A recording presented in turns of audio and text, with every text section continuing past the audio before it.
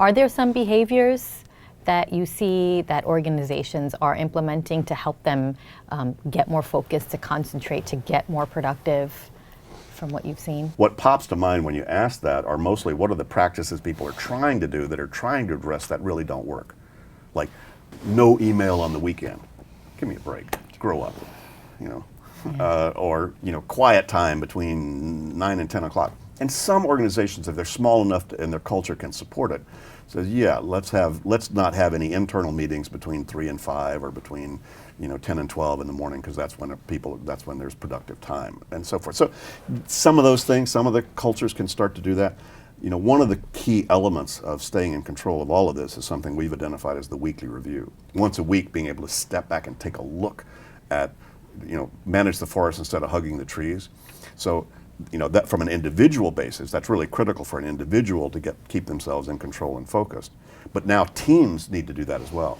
The team, how many teams are not stepping back and going, wait a minute, what are all the projects going on affecting the team, and where are we against that? So these practices of capture, clarify, organize, and reflect, are equivalently valid for an enterprise as it is for an individual. So the degree to which organizations sort of recognize that, it's just that it gets a lot more complex, because I could have a clear head, you could have a clear head, but if you and I now get together, and we've got some mutual things we're trying to accomplish, you've added exponential complexity to our agreements. What exactly did you agree to? Am I tracking that? Are you tracking that? Who'd handle that? Or whatever. So those conversations, once you build in the lexicon of getting things done, what are we trying to accomplish? What's the next action? Where does that go in some trusted place? That begins to affect the culture tremendously when that happens. So there's a lot of the sort of subtlety of these practices that organizations start to catch. And once they start to catch that, you don't have to sort of buy the whole banana. Just start asking the right question. Don't start meetings without going, what do we need to accomplish by what time today?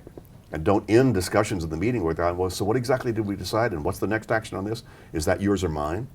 And we've seen whole cultures change just inserting those questions. This is not getting things done cult. This is good business. It's just smart, right?